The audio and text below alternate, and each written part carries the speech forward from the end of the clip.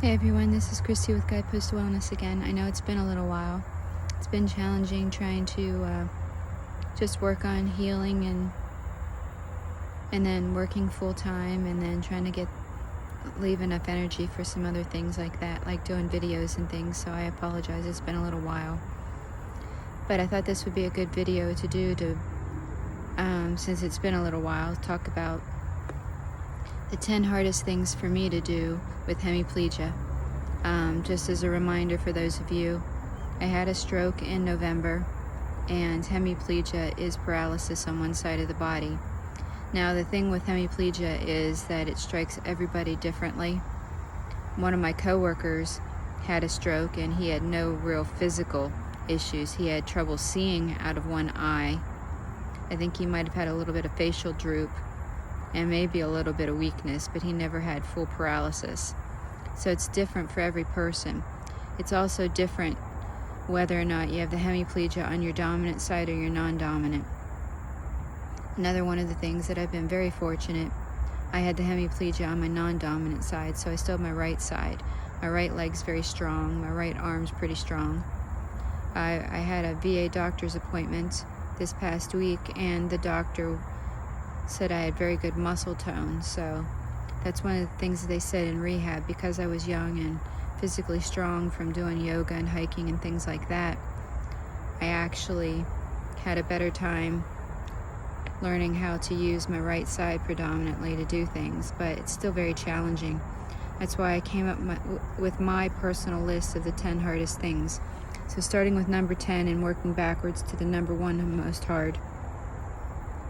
Number 10 is folding clothes. Especially large things are very challenging. But I hang a lot of my stuff, but trying to make sure to get wrinkles out of shirts that you fold and pants that you fold, and even folding towels the right way so you can hang them up on the towel rack, any of those things takes me a while, and it's challenging to do with just one hand. Number 9 is kind of big, but it just depends on how many times you need it in a day, and that's opening things. So, for example, when I'm in the kitchen and I make my coffee in the morning, I use instant, and I put creamer, a powdered creamer in it, and I put some collagen in it. So that's 3 containers I have to open. And there's a 90-degree corner in our countertop, and I literally use that, put whatever it is I'm trying to open. If it's glass or round, sometimes I will put a sheet of the sticky Dyson that they gave me in rehab around it to kind of hold it in place, or a towel. And then I press my hip into the jar, bottle, container, whatever it is, and then that frees up my right hand so that I can open up the lid. So even just making a cup of coffee takes a little while, and I have to make sure that I put the lids back on things correctly as well. So that's number 9. Number 8 is a tie. Doing dishes, since we don't have a dishwasher, and typing. I have to do everything with one hand, primarily my thumb on my phone, and typing with one hand when I work. And doing dishes is very challenging when you can't hold a glass or a jar, for example, to wash with my left hand and wash it with my right. I have to sometimes I'll take my arm brace off, and I'll just use the weight of my hand or my arm to kind of hold it in place, and then use a sponge or a brush and scrub it to the best of my ability. I don't always do it super clean, so I try to only do small batches and try to test them to make sure that they're squeaky clean afterwards, so that my husband doesn't have to rewash dishes. Because being a caregiver, he already has so much to do, and having to redo things because I want to help, it's kind of like, having a child that wants to try to do things and they're not really capable of doing it, creates more work. So I try not to create more work, but sometimes I do. And number 7 is really all-encompassing, and it applies to every single thing on this list, which is to do anything fast. I can't move quickly. I can't get out of a chair fast. I can't walk fast. I can't make my coffee fast. I can't type fast. I can't do anything fast. So, tortoise in the hare, you're looking at the tortoise here, slow and steady. So I have to be very careful with that. Number 6 is to carry anything up and down the stairs. Now I'm getting up and down the stairs fairly well, but I only have my right hand available, and that's what I use on the banister to make sure that I don't lose my balance. So in order to carry anything, like when I come outside or if I'm going upstairs to get something in and out of the closet or clean litter boxes or anything like that, even going in and out of the house, I use a hiking fanny pack, or I actually have a leather fanny pack that I used years ago. Yes, the 80s are calling and they want their fanny packs back. Otherwise, I use a small shopping bag, one of those reusable shopping bags, one of the smaller ones, and I'll hook it over my elbow so that it's kind of hanging down. Sometimes I have to use that if I'm carrying a drink or something like that outside, or larger quantities. So carrying anything up and down the stairs. Number 5, though it's right in the middle, this one is emotionally very challenging. I can't do anything without shoes. I am a big sandal wearer in the summertime and in my bare feet in the house. In the wintertime, I wear socks, maybe with grippies on them, and slippers, but I can't wear anything at all like that right now. I have to wear shoes on both feet. And if I want to be able to walk without a cane, I have to wear a large plastic AFO, ankle foot orthotic, on my left foot. I call it my bionic foot. So I can't get up in the middle of the night. I can't step on a scale. I can't shower easily. I have to wear my shoes into the bathroom, sit down on my shower bench, take my shoes off, set them to the side, and then swing my feet into the bathtub in order to take a shower. And then Greg has to make sure that the shower curtain's in place so I don't get water all over the bathroom. So I can shower by myself. The only thing I need help with is the shower curtain. But getting up in the middle of the night, that'll wake you up pretty quickly when you have to sit up on the side of the bed, put your shoes on, grab your cane, hobble into the bathroom, and come back out, take your shoes off again in order to get back into bed. So that's a challenge. Number 4, this one might be higher on the list of frustrations anyway for my husband, but turning lights off whenever I leave a room. I talked to the doctor about this. He said the challenge is that I'm using so much brain power just to move physically that it doesn't leave a lot left for other factors like remembering things from one room to the next or turning lights on and off. So he said that's not really surprising. It's frustrating, but not surprising. So I've been getting a little bit better because I've been talking to myself. I'll talk to myself when I turn them on. I'll say lights on, look at the switch. And then when I come out, I'll say lights off loudly to myself to remind myself to turn it off. And then if I forget, I'll go back in and do it. My husband will turn them off sometimes, but a lot of times, just for the pure repetition that it takes to get it into the brain, I'll go back in and I'll turn the lights off. I try to do things without turning the lights on, and that helps somewhat.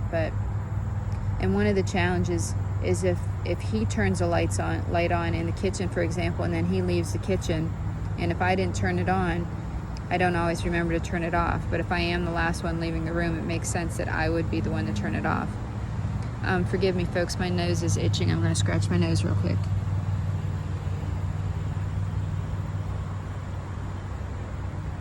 Okay, so lights, number 4. Number 3, screens and heavy doors of any type. So coming in and out of the house, I've got 2 screens and a storm door on the front, and I've learned how to body block them pretty well in order to get in and out the back door and the side screen. However, the side screen, I try to reach the you know how they've got the springs on them and they've got the little thing that you slide that holds the spring in place to keep them from closing.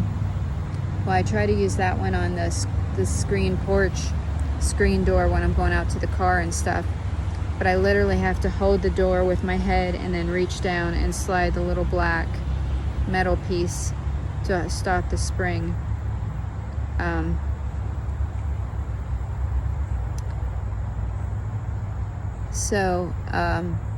This one was a funny audio. I don't know if I uploaded it. I'll have to go back and check. Some of you have heard it. I shared it with folks that I work with. How I had a Walmart delivery and I literally was crouched down holding the storm door open with my body, and I was sliding the grocery bags. They were the reusable cloth bags, sliding them along the hardwood floor into the house, because I had to hold the door with my body, and then that left my right arm to be able to pick up the bags and slide them. And then I could walk through, close and latch the door, and then pick up all of the bags and then put the groceries away. So challenging. That's just in my own home. Heavy doors. I went out to lunch with some folks from work and was going to go to the restroom. Well, the door was so heavy, I couldn't even get the door open and hold it open so that I could walk through until one of my friends from work saw me, and thankfully, I think she had to use the restroom too. She came and she held the door for me. It's a challenge and a concern in my work office because they've got heavy doors that have to be badged in and out. So that's a challenge. And then when you have one-way doors like the restrooms, on a good day in an office restroom, you can have people going out and coming in at the same time and you almost fall. And I was talking to my neurologist about that, and I thought, well, let me go to the restroom before I leave. And sure enough, I was pulling the exam room door in towards me because the restroom's right across the hallway, and he was coming back in and pushing the door at the same time and almost knocked me over. I kind of chuckled because it proved my point. I didn't fall, thankfully, but it proves the point of an in and out door can be very challenging with somebody with hemiplegia. So that's doors. Number 2. This one applies in a lot of different situations. It applies at work, it applies at home, but multiple sensory stimulus. It can be hard for me to keep track of everything that's going on. Talking, if I'm talking on the phone, if I have chats popping up, if I'm watching the phone metrics to make sure the hold times aren't too high, things like that, that's going to pop up and change colors and things like that. It can be challenging. I know even my boss at one point, I was doing reports, so I was very focused on one screen, analyzing data, and he sent me a chat, which was on my left screen, and I look at them periodically, but I also had about 25 chats, and the newer ones were down towards the bottom, and I didn't see it, so then he texted me on my phone, and then that dinged, and then that let me know. So that can be frustrating, but excuse me, I've got to scratch my nose again. So I've told the folks on my team that if I don't answer a chat, then just go ahead and, on a Microsoft chat, and go ahead and text me on my phone, because that will ding differently. And my phone also flashes because I keep the screen down so I'm not distracted by anything on my phone, but then the light on the back, the camera flash, will flash when something goes off, so that's another type of alert. So even if I'm talking to my husband and we've got something playing on the TV, sometimes you got to turn it down so that I can focus on what he's saying and hear him and not be overwhelmed and drowned out by what's on the TV. So that's number 2. Scratch my nose again. I'm sorry. Been outside. I think some stuff's blooming and my nose is itchy. So, a couple honorable mentions before I hit number 1. 2 honorable mentions. One is getting emotional. That's why I had to re-record this video. I got emotional the last time and my nose was running and I was sniffing and just, red nose, red eyes, just makes for a horrible video. But I do get emotional very easily. I don't have that problem as much at work. I can kind of keep my bearings there, but at home I can definitely get emotional pretty easily. And then the other honorable mention is jumping out of my skin. So I have something, my reflexes are very hypersensitive, whether it's, you hit my knee or my elbow and you get, you do the muscle reflex there. But anything, I can be sitting working, like I mentioned, doing my reports and really focused. My husband, I don't hear him walk down the hallway and he opens up the bedroom door, I'll jump out of my skin. I mean, we kind of make a joke out of some of the things, but when I jump that hard, it jerks my shoulder and it hurts. And if I'm walking and I get startled, that's where I can easily lose my balance and fall. So that's something that's an honorable mention. Getting very jumpy, getting emotional. And number one, Christy's number one hardest thing to deal with hemiplegia. And I know this one's going to be a little TMI, but just bear with me. But getting to the bathroom in time. So incontinence can be a challenge sometimes for people with hemiplegia, because it can affect the nerves and the muscles on one side of your body.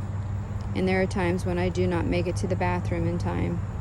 And even though my work station is in my bedroom and against one wall, I've got a nice window to look out of, and I'm 10 steps from the bathroom, there are still times when the message from the brain, from the bladder, from the colon, whatever, to the brain it's very slow to get there, and then all of a sudden it's like, oh no, and away we go, and sometimes we just don't make it in time. And that is emotionally frustrating and debilitating, physically challenging. It's just all of it. So that's the culmination of horrific, hard things with hemiplegia, is not getting to the bathroom on time. So this is Christy's list. I would love to hear feedback if anybody watching this has had a recent stroke, or a loved one has. If you want to share what some of your challenges are, I would love to hear about it. I mean, even something as simple as holding this phone. Like I said, when I have to scratch my nose, I only have one arm to do it with. I have to find my selfie stick. I might be able to prop the selfie stick up and do that. But I like having the tree in the background and stuff, so that's why I'm holding it. But this is take number 3, so I'll get this video out there today. I love your comments and your feedback. I am going to work on balancing things out a little bit, and spending a little bit more time doing some videos to share my journey with people, in the hopes that it might help them a little bit too.